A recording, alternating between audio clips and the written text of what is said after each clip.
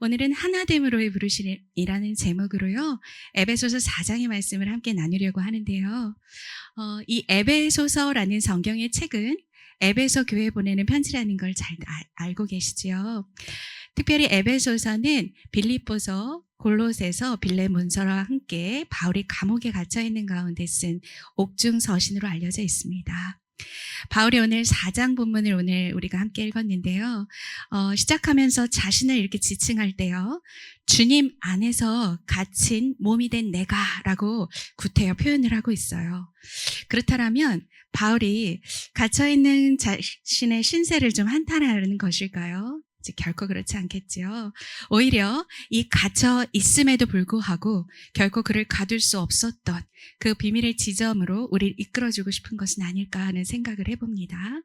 당시에는 1차 에베소 교회 성도들에게 쓴 편지겠고요. 그리고 이제 2차적 독자인 저희들과 또 온 우주적 교회들에게 옥중에서 붓을 든 바울의 심정을 좀 오늘 헤아려 보면서 그 속에서 역사하시는 하나님의 경륜을 깨닫는 저와 여러분이 되기를 주님의 이름으로 축원합니다. 아멘. 에베소서 구성은 좀 심플해요. 1에서 3장까지는 받은 구원에 대해서 정리를 잘 해주고 있어요. 그리고 4에서 6장까지는 그 구원을 어떻게 살아갈지에 대해서 권면합니다. 그러니까 바로 오늘 4장의 본문은요. 두 번째 챕터 구원받은 저와 여러분의 삶의 실천에 대한 권면의 그 시작 부분에 해당이 됩니다. 바울이 여기서 삶의 실천을 구체적으로 이제 말하기에 앞서서요. 먼저 우리들에게 일깨워주는 것이 있는데 그것이 중요합니다. 1절 중반을 보시면요. 이렇게 표현하고 있네요. 우리들이 하나님께 부르심을 받은 것이다 라고 말이지요. 여기서 이것이 어떤 부르심인지 우리가 이해할 필요가 있겠습니다. 저와 여러분은요. 교회로 부르심을 받았습니다. 오늘 훈훈한 형제님들 그리고 너무나 고운 자매님들이 이렇게 새롭게 또 예배를 함께 하시게 됐는데 사실 우리 모두가요. 교회로 부르심을 받았다는 것이죠. 이것을 기억해야 합니다. 최근에 공동체에서 출애굽기 설교를 좀 몇 차례 들었고 공동체가 함께 지금 민수기서 묵상을 하고 있는데 구약의 이스라엘을 좀 생각해 보면요. 어디서 부르심을 받았습니까? 애굽의 종이 되어 살아가던 백성들을 하나님께서 부르셨습니다. 그렇죠? 그리고 이제 마찬가지로 신약의 교회들은 세상의 종이 되어 살아가다가 하나님의 부르심을 받은 것이라는 거지요. 교회는 바로 이 하나님께서 불러주신 것에서부터 출발을 하고 있어요. 애초에 교회라는 단어가 헬라어로 에클레시아, 몸모로부터 불러 모으다라는 뜻을 가지고 있는 것과 마찬가지입니다. 그러니까 우리가 받은 구원은 세상으로부터 우리를 불러 모아서 교회로 삼아주신 그런 부르심입니다. 바울이 이렇게 우리가 교회로 부름받았다는 것을 상기시키면서 이어서 좀 강한 어조로 권면을 하는데 뭐라고 말하고 있냐요? 보시면 그 부르심에 합당하게 살아가라 라고 말하고 있어요. 좀 강한 어조예요. 그렇죠? 부르심에 합당한 삶. 그게 뭘까요? 바울은 그 답을요. 3절에서 전하고 있는 것 같습니다. 3절에서 핵심적으로 제시하고 있는 그것은 성령께서 하나가 되게 해주신 것을 힘써서 지켜나가라는 것입니다. 여기서 바울의 표현을 좀 잘 이해해 보면요. 우리를 교회로 불러주셨는데 우리가 이 교회를 하나 되게 만드는 주체가 아니라 그리스도의 피로 이미 교회는 평화의 띠로 묶여 있다는 것이죠. 그래서 교회로 살아가게 되는 우리 역할이라고 한다면 그 하나 되게 이미 해주신 바를 나뉘지 않게 쪼개지지 않게 또 누군가로 인해 흩어지거나 또 새어나가지 않도록 은혜가 그렇게 우리가 하나 되게 해주신 그 교회를 지켜나갈 수호의 책임이 있다는 것을 바울이 일깨워주고 있습니다. 그러면서 바울은 교회로 부름받은 우리가 교회의 하나됨을 힘써 지켜나가는 데 있어서 구체적으로 좀 실천해야 할 것을 친절하게 2절에서 제시를 해주고 있어요. 중요한 단어들이 있는데 제가 이런 걸 좀 좋아하는데 성경에 표시하는 거 싫어하시는 분들도 계시더라고요. 좀 표시해 두시면 도움이 되실 거란 생각을 해봅니다. 겸손, 중요한 단어들이 보이죠. 온유, 오래 참음, 사랑, 용납. 낯선 단어들은 사실 아니에요. 우리가 성령의 열매라고 알고 있는 하나님의 성품이기도 하고 하나님의 덕목들이죠.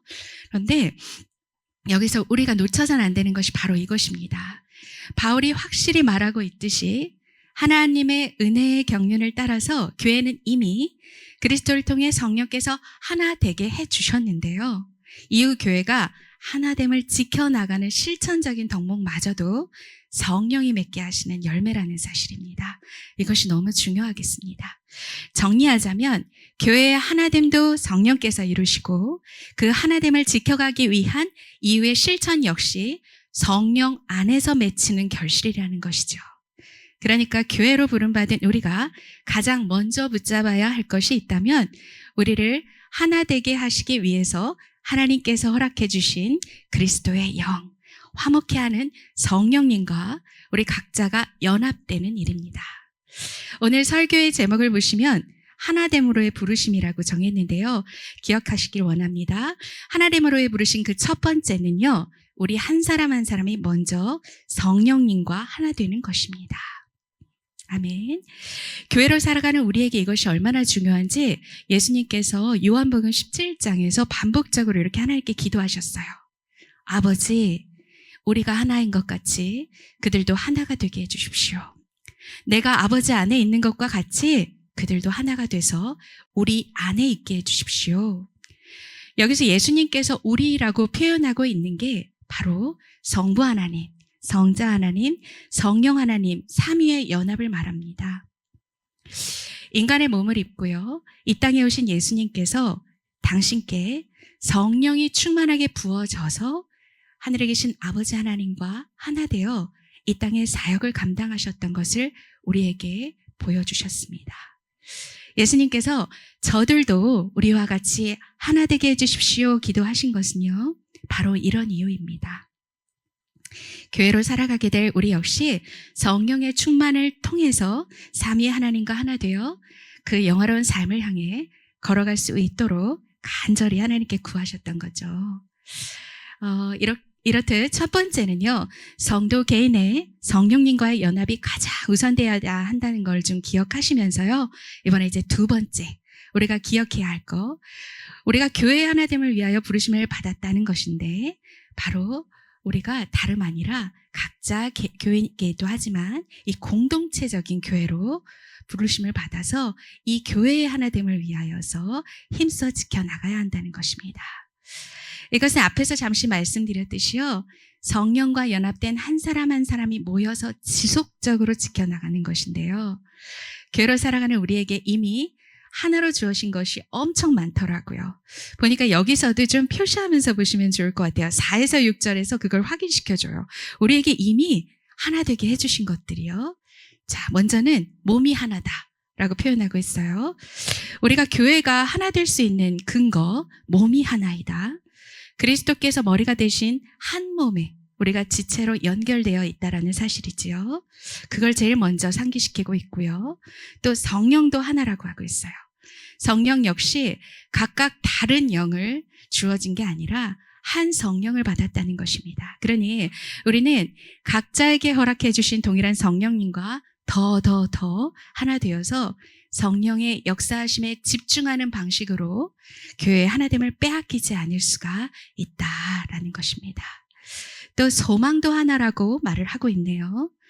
교회로 살아가는 우리가 각자 개인의 각기 다른 소망이 아니라 우선적으로 하늘의 하나님 아버지께서 주신 그 한 소망을 목표로 나아가도록 부르심을 받았다는 건데 이 한 소망의 부분은 너무 중요해서 물론 다 중요하죠.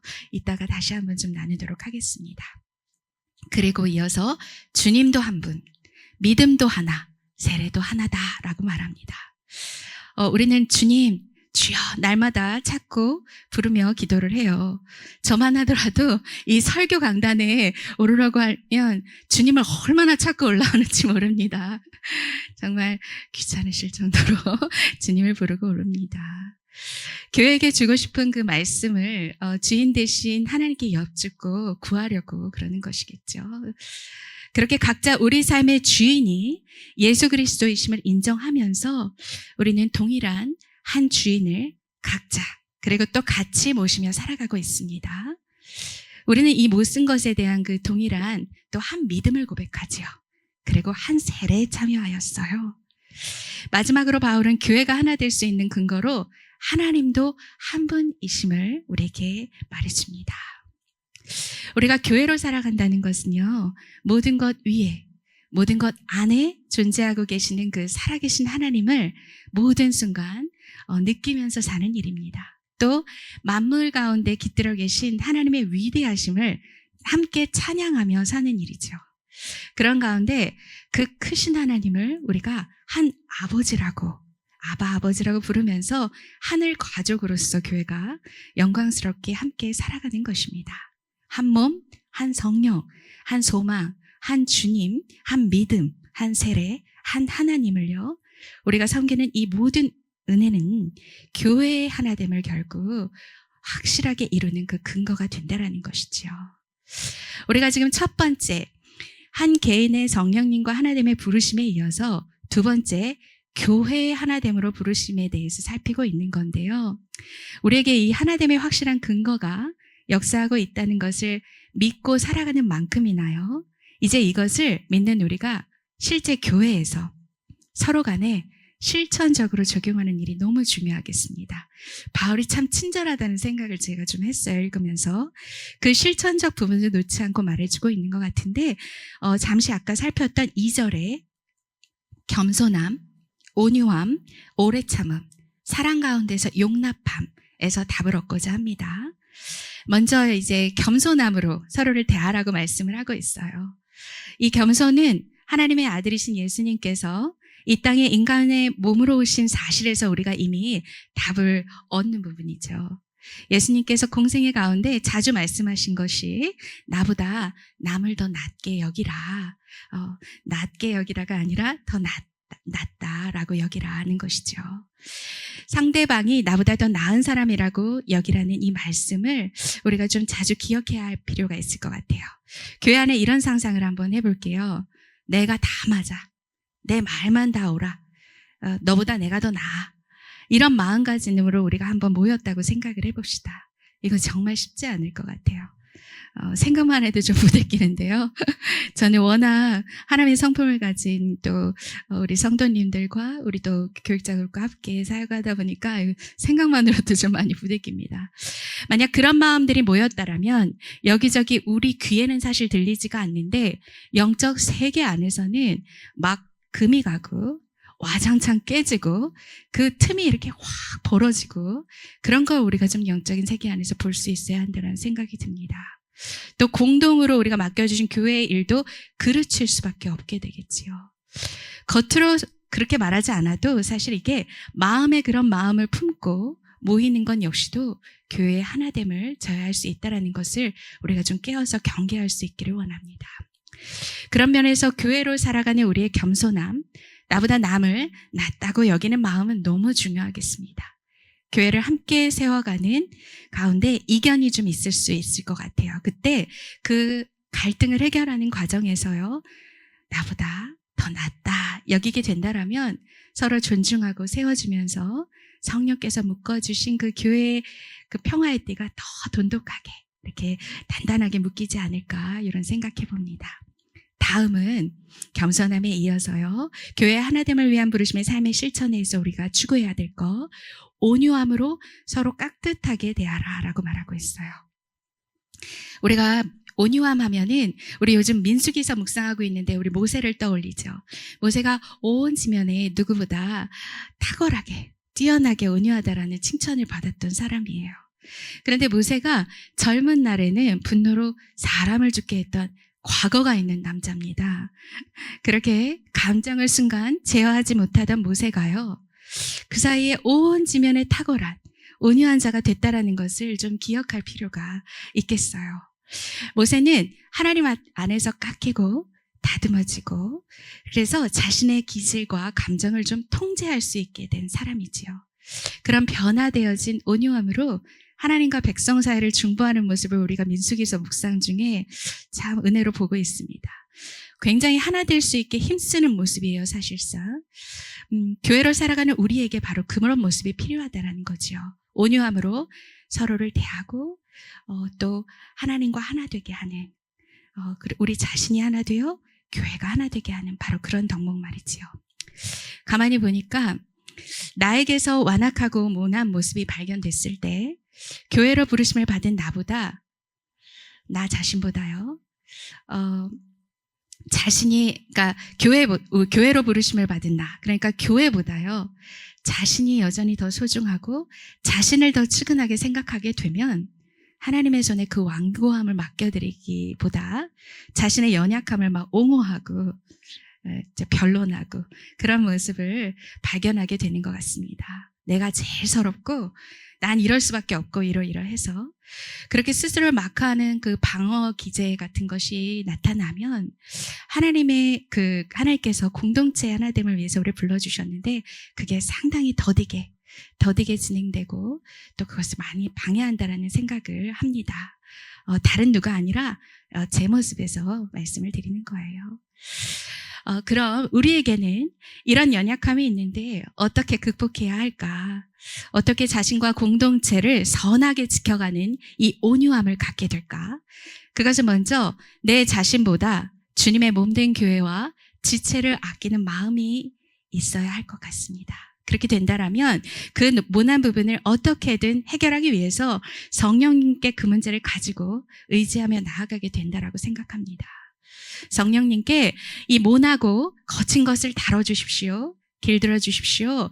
교회를 깨뜨리는 이 모습들을 변화시켜 주십시오. 절실히 구하면서 삐죽삐죽한 부분들을 제 하나님께 맡겨드리는 가운데 자신을 통제하는 둥그람, 그런 묻어남으로 다듬어져 있는 온유한 우리 서로를 발견하리라고 확신합니다.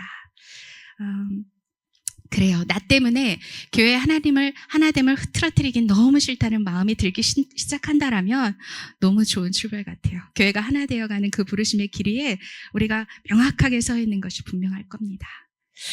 다음 교회 하나됨으로 부르심을 받은 우리가 기억해야 할 것이 있다면 오래 참음입니다. 우리 되게 빨리빨리 민족인데 우리가 이거 참 쉽지 않아요.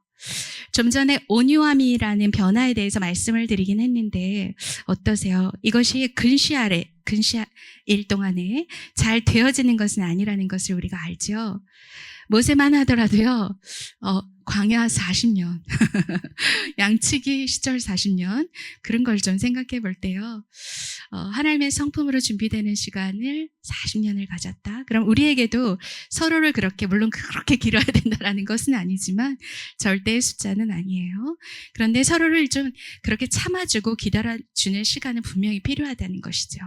또한 무엇보다 우리 한 사람 한 사람을 주님께서 길이 참아주셨다는 사실, 오늘날 그래서 우리가 교회로 존재할 수 있다라는 그 사실을 잊지 않아야 된다라는 생각을 합니다.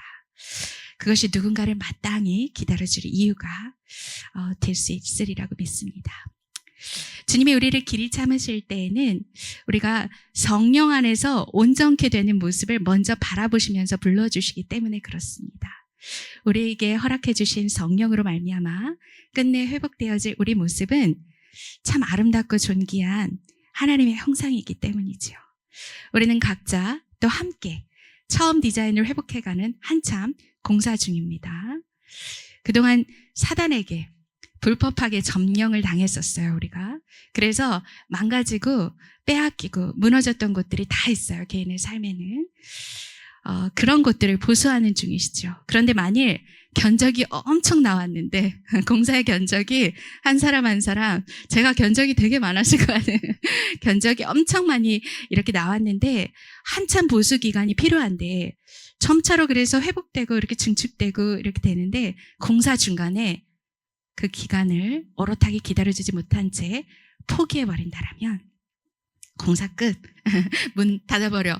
막 공사장 가면은 이제 일해주시는 분들이 갑자기 막 화나서 막 일 안 하고 막 연장 버리고 가는 모습이 좀 떠올랐는데, 만약에 그렇게 포기해버린다라면요, 얼마나 교회로서 아름다운 어떤 것일지 모를 그런 것들을 손해보게 될는지 모르겠습니다.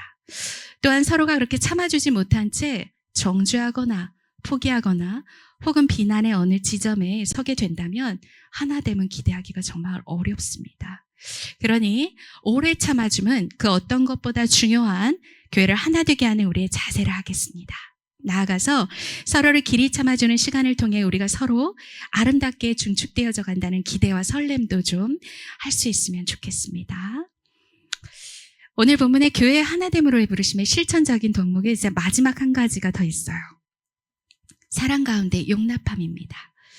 이 용납하다라는 단어가 익숙한데 그래도 좀 원어에 가깝게 이해하기 위해서 찾아봤어요. 그랬더니 헬라어로 아네코마이더라고요. 근데 이 단어가 상대방을 포용하는 것을 의미하던데요. 근데 이게 구체적으로 어떤 거냐면 부족하거나 자신과 다르다고 해서 관계를 끊어버리지 않고 공동체에서 배제시키지 않고 상대방을 있는 그대로 받아들여주면서 함께 걸어가는 태도를 뜻하는 단어더라고요.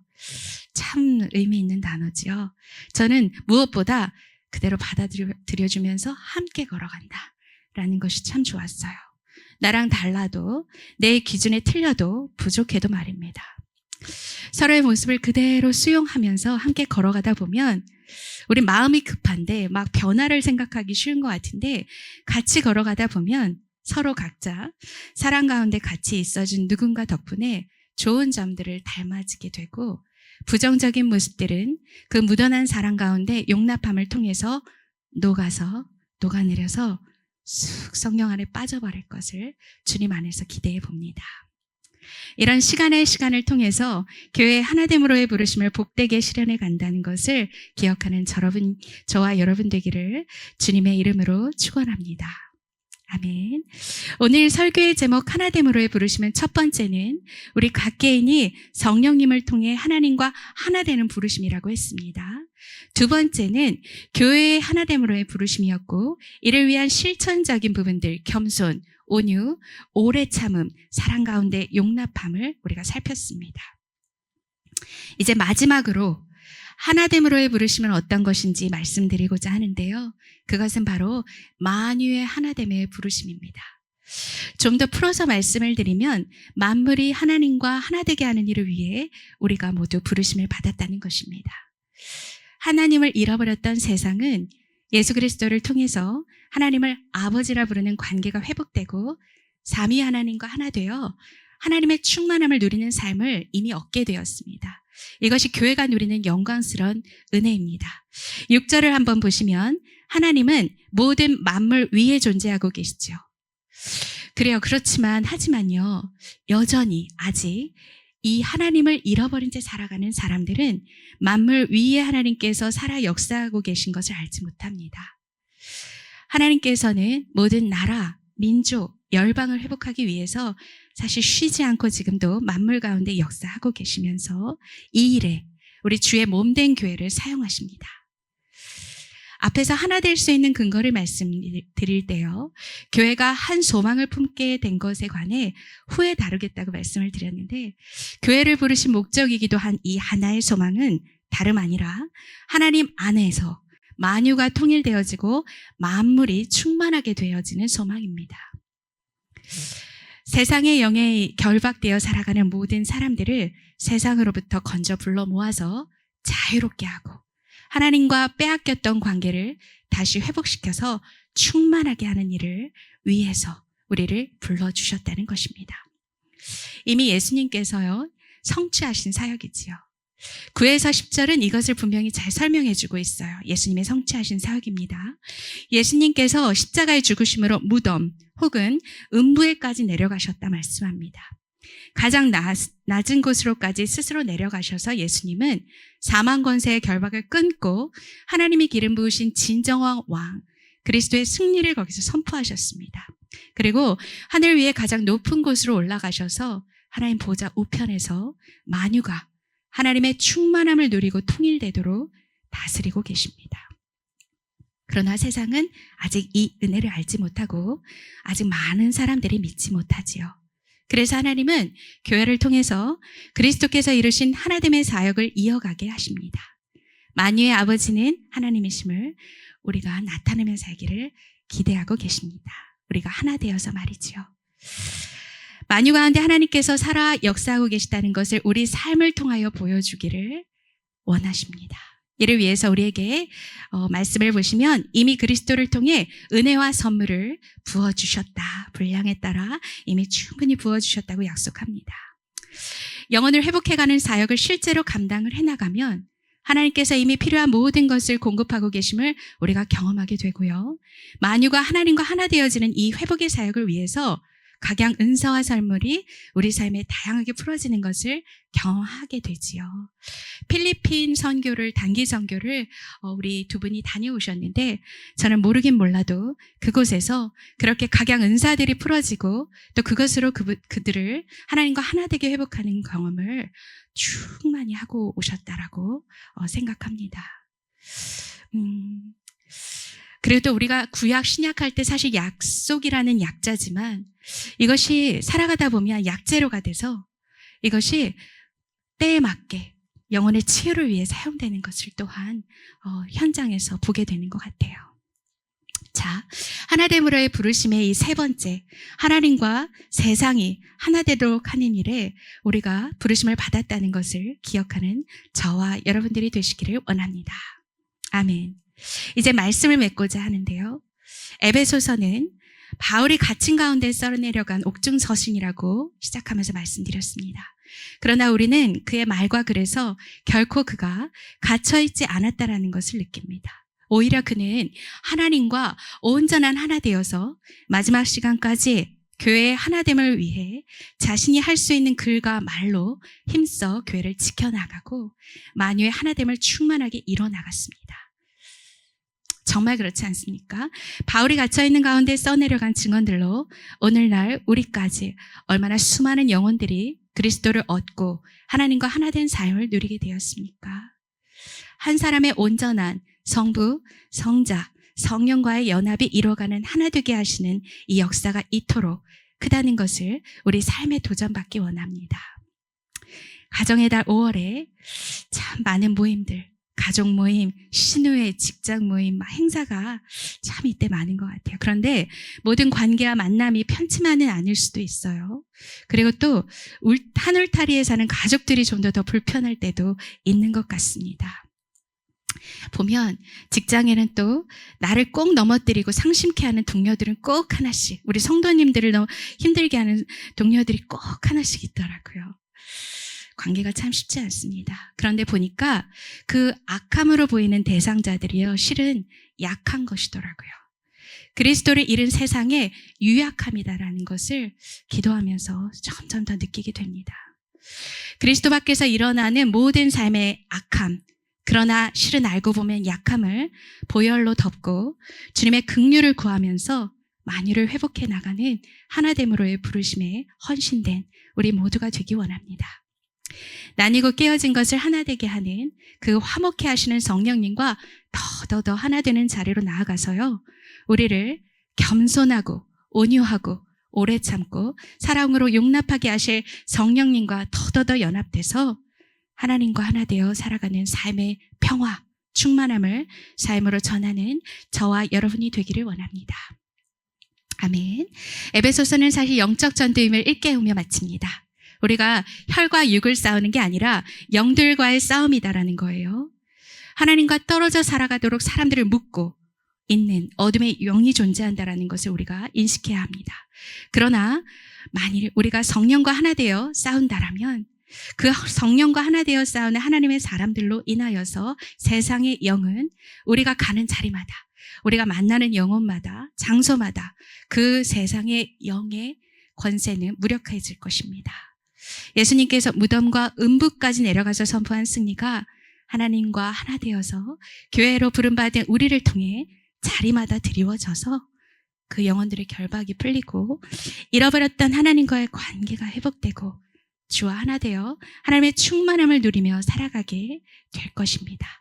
이 눈부신 계절에 모든 만남을 우리에게 주어진 은혜의 기회로 삼아서 하나 되게 하는 영, 성령 안에서 나를 둘러싼 모든 주변을 그리스도 안에 통일을 맡게 하는 일에 쓰임받는 저와 여러분, 거룩한 빈 예수마을 교회가 되기를 주의 이름으로 축원합니다. 아멘.